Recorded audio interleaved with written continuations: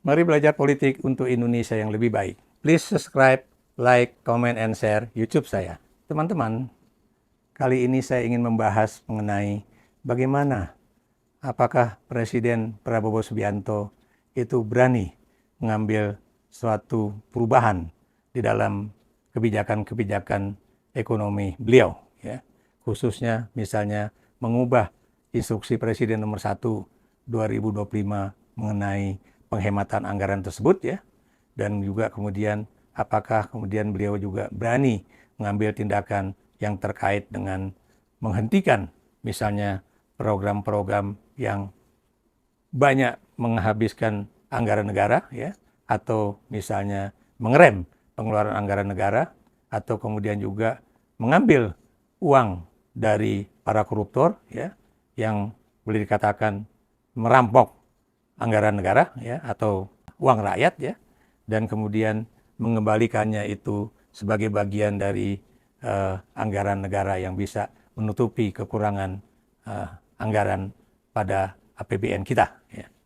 Mari kita lihat, ya.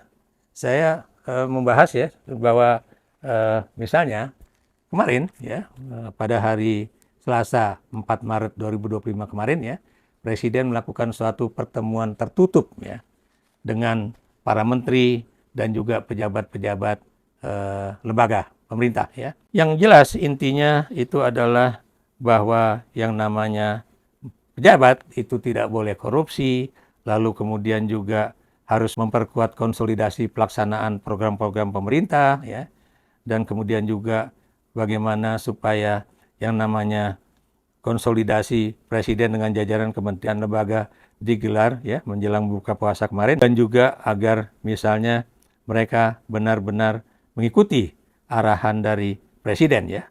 Jadi bagaimana program 130 hari pemerintahan, kemudian rencana membangun sekolah rakyat, memperbaiki fasilitas pendidikan sampai ke pelosok Nusantara, kemudian rencana mendirikan 70.000 koperasi desa sebagai outlet untuk bahan kebutuhan pokok dan obat-obatan serta klinik dan sebagainya dan sebagainya.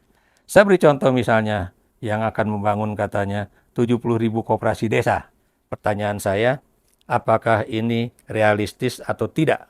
Sebab setahu saya, ya, koperasi itu sejak zaman Pak Harto itu digiatkan, tapi Anda tahu kemudian koperasi itu juga tidak pernah bisa berkembang karena itu tidak didasari oleh sebuah usaha yang benar-benar ekonomis, ya, dari para pengurusnya, melainkan kemudian tidak sedikit yang itu kemudian hanya menguntungkan para pengurusnya saja, khususnya yang di tingkat atas, dan kemudian tidak menguntungkan bagi para anggota koperasi, ya.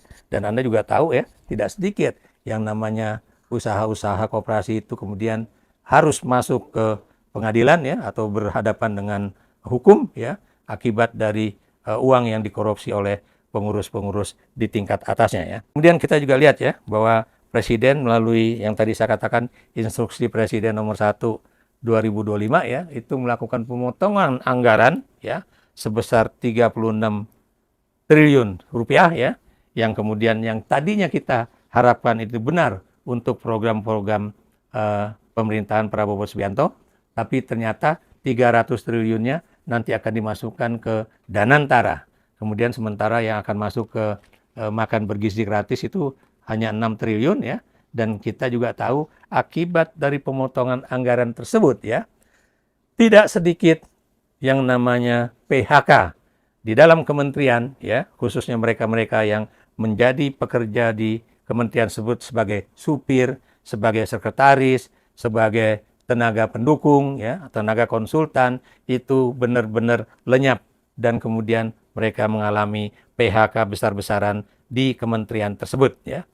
Dan apa akibatnya? Anda tahu, ya, mereka mengalami kesulitan untuk bisa hidup dan kemudian bisa menjalankan ibadah puasa dengan hati yang tenang dan nyaman, ya, sebagai akibat dari mereka kehilangan pekerjaan dan juga berarti kehilangan penghasilan. Dan kita juga tahu, ya, satu demi satu perusahaan tekstil, ya, itu juga tutup, ya, khususnya Sritek yang memiliki karyawan yang ada yang bilang 10.000, ada yang mengatakan 12.000, ya. Tapi kemudian perusahaan-perusahaan tekstil yang lain juga satu persatu bangkrut ya, dan jumlahnya itu lebih dari 40 perusahaan ya. Itu baru dari tekstil. Bagaimana dengan alas kaki, sepatu dan alas kaki ya, dan kemudian perusahaan-perusahaan elektronik ya, seperti Sanken, Yamaha, piano ya, Yamaha gitar dan sebagainya ya. Sebab kalau itu kemudian bertambah ya, itu tentunya akan meningkatkan mereka yang masuk kategori pengangguran di Indonesia. Dan kalau mereka menganggur, berarti mereka tidak punya uang. Dan kalau mereka tidak punya uang, berarti mereka akan tidak punya kekuatan ekonomi untuk membeli. Dan karena mereka tidak punya kekuatan ekonomi untuk membeli, berarti industri dalam negeri satu persatu juga akan terpengaruh dengan persoalan-persoalan tersebut ya. Jadi ini memang bagian dari seperti roda ya. Kalau memang ingin roda itu terus berjalan, tentunya itu harus ada kekuatan yang menggerakkan roda tersebut ya. Dalam kaitannya dengan ekonomi Indonesia, tentunya salah satu roda yang sangat penting itu adalah pengeluaran negara ya. Dalam kemudian membelanjakan anggaran tersebut ya untuk kebutuhan-kebutuhan di dalam kementerian dan juga lembaga tersebut ya. Nah, begitu anggaran kemudian dipotong habis-habisan ya, itu menyebabkan tidak ada lagi belanja negara yang cukup besar untuk kemudian menggelindingkan ekonomi Indonesia ya. Dan kita tahu ya, sampai detik ini tidak ada orang di dalam kabinet Prabowo Subianto yang kemudian berani mengatakan, "Pak, hati-hati," atau ini berbahaya bagi ekonomi Indonesia dan juga berbahaya bagi kondisi sosial ekonomi Indonesia ya. Dan kita juga tahu ya, apa yang terjadi di Pertamina ya, itu hanyalah the tip of the iceberg ya. Jadi puncak dari gunung es. Ini pasti akan terjadi hal-hal yang lebih parah lagi. Dan Anda juga tahu ya, tidak sedikit ya, itu ahli hukum atau kemudian pernah menjadi orang di dalam KPK yang mengatakan bahwa apa yang ditangkap oleh Kejaksaan Agung itu hanyalah pelaku-pelaku pada tataran bawah. Bagaimana dengan tataran-tataran di atasnya ya? Apakah itu misalnya presiden ataukah menteri-menteri dalam berbagai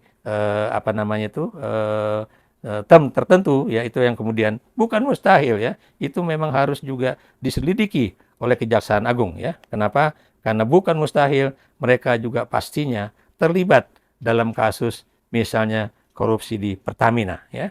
Ini jadi kalau kita perhatikan ya, YouTube saya kemarin itu membahas bagaimana bahwa ada yang mengatakan itu namanya korupsi itu bagaikan satu tulang punggung ekonomi Indonesia. Padahal buat saya itu adalah tetap menjadi kanker bagi ekonomi Indonesia. Dan budaya koruptif ya atau corruptive behavior itu bukan dalam artian misalnya mengkorupsi dari uang negara atau uang APBN, tapi bisa juga yang namanya corruptive behavior. Ini lagi-lagi menurut seorang mantan bankir ya, itu orang yang ahli dalam bidang perbankan.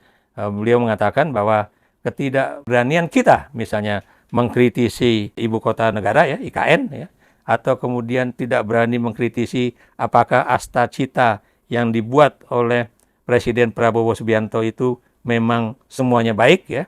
Seperti juga kita tahu ya bagaimana kemudian nawacitanya Jokowi itu ternyata juga amburadul ya. Dan kita juga melihat ya, apakah kemudian dulu Jokowi bilang pertumbuhan ekonomi akan bisa menjadi 7% ke atas. Kalau udah di atas 7%, nanti anggaran untuk TNI ya, alutsista akan baik ya. Sekarang juga Presiden Prabowo mengatakan bahwa pertumbuhan ekonomi diharapkan bisa 8% ya. Kemudian dari mana penjelasan mengenai dasar dari misalnya pertumbuhan 8% tersebut ya. Dan ini benar-benar tidak ada yang berani mengkritisi ya. Termasuk juga apakah akan terjadi PHK besar-besaran ya. Itu Wakil Menteri Tenaga Kerja, wah berapi-api memberikan semangat kepada orang-orang di PT Sritex ya, bahwa nanti pokoknya ini saya jamin ini pokoknya saya pertaruhkan jabatan saya sebagai Wakil Menteri kalau kemudian Anda kemudian mengalami PHK. Dan sekarang begitu terjadi PHK besar-besaran bukan besar-besaran ya, tapi Sritex ditutup, kemudian dia ngomongnya lain. Wah, itu persoalan itu kan persoalan bisnis, jangan kemudian dibesar-besarkan seakan-akan ini suatu suatu persoalan yang besar dan sebagainya. Padahal buat saya yang namanya perusahaan ditutup dan kemudian terjadi PHK besar-besaran, ini bukanlah persoalan kecil, ya. Ini adalah suatu persoalan besar. Dan karena itu, kalau kemudian di dalam kabinet ya, tidak ada yang berani melakukan suatu kritis atau critical view terhadap Presiden Prabowo demi untuk tetap yang penting asal Bapak senang, itu benar-benar menjadi suatu budaya yang koruptif ya, dan ini berbahaya bagi ekonomi kita ya. Mengapa? Sebab kalau yang namanya corruptive behavior tersebut sudah menjadi budaya yang mendarah daging, seperti yang kemarin saya ulas di dalam YouTube saya mengenai bahwa ternyata korupsi itu menjadi suatu budaya yang ada ya, bahwa orang tidak perlu bekerja keras untuk menjadi kaya, orang tidak perlu bekerja keras untuk menduduki suatu jabatan, tapi dengan misalnya amplop tertentu atau kemudian Anda bodoh tapi patuh kepada atasan, atau Anda punya jaringan, gitu. Apakah jaringannya itu Anda anak pejabat atau keluarga pejabat atau dekat dengan anak pejabat, itu Anda bisa menduduki jabatan dan kemudian menjadi kaya raya. Nah, mengapa saya kaitkan dengan persoalan budaya korupsi dengan perubahan kebijakan tersebut? Kalau Presiden Prabowo Subianto tetap pada pendiriannya bahwa apa yang dilakukan dengan pemotongan 306 triliun rupiah tersebut, ini hanyalah awal dari sebuah kebijakan yang katanya penghematan. Dan saya sudah berkali-kali dalam YouTube saya mengatakan, penghematan apanya? Kalau kemudian pemimpin-pemimpin tetap hidup enak, bermewah-mewah, sementara rakyat itu benar-benar sengsara, bahkan bisa mati kelaparan. Ya. Kalau kemudian yang tadi saya katakan penghematan pertama aja sudah membuat misalnya banyak orang kena PHK di kementerian-kementerian dan lembaga, juga misalnya di perusahaan-perusahaan swasta, ya. Mengapa demikian? Karena Anda tahu ya, kalau kita nggak bisa mengekspor ke luar negeri, berarti kita harus menjual barang-barang produksi kita ini sebagai substitusi import ya ke dalam negeri. Dan kalau kemudian orang nggak punya uang untuk belanja, tentunya namanya industri itu satu persatu akan mati juga ya. Dan kalau itu udah mati, bagaimana orang kemudian bisa hidup di negeri yang kita cintai ini ya. Jadi inilah persoalan. Kalau kemudian Presiden masih tetap nanti mengatakan bahwa ini penghematan kedua 200 triliun lagi, nanti penghematan yang ketiga juga akan lebih besar dari 200 triliun supaya jumlahnya bisa menjadi 750 triliun, Anda bisa bayangkan berapa orang Indonesia yang akan tergilas oleh kebijakan penghematan tersebut ya. Berapa orang Indonesia yang tidak punya uang untuk bisa hidup, untuk menyekolahkan anak-anaknya, untuk menguliahkan anak-anaknya. Jangankan keluar negeri, ke dalam negeri aja itu akan sangat-sangat sulit.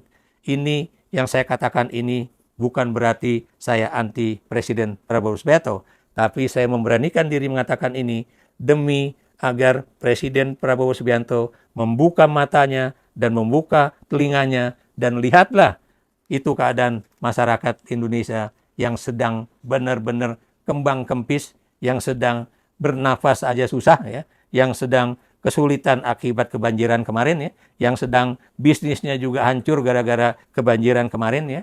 Ini yang kemudian harus dilihat bagaimana bisa menjadikan orang-orang tersebut bangkit kembali.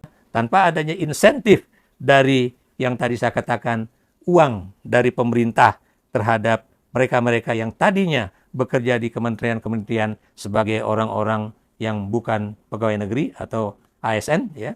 Ini yang harus kemudian diperhatikan.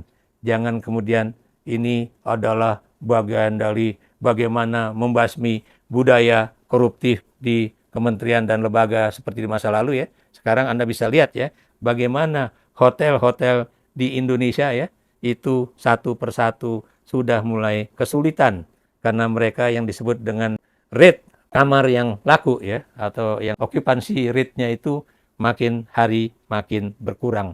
Bukan mustahil bisa ke titik nol. Dan kalau sudah terjadi, Anda bisa bayangkan apa yang terjadi di industri perhotelan dan pariwisata Indonesia. Jangan bicara bahwa tiket nanti Lebaran dipotong, gitu kan? Bagaimana orang bisa naik pesawat sementara mereka tidak punya uang? Jangankan naik pesawat, naik kendaraan darat aja atau kendaraan laut aja sudah susah. Ini yang saya ingin mengatakan ya, bahwa saya ingin mencoba mengingatkan Presiden Prabowo, bukalah mata dan telinga Anda, jangan kemudian Anda mendasarkan diri pada angan-angan di pikiran Anda, pada laporan-laporan kepada Anda asal Bapak senang ya, tanpa Anda melihat realita di lapangan yang nyata. Indonesia sedang tidak baik-baik saja, Bapak Presiden. Ekonomi Indonesia sedang tidak baik-baik saja, Bapak Presiden.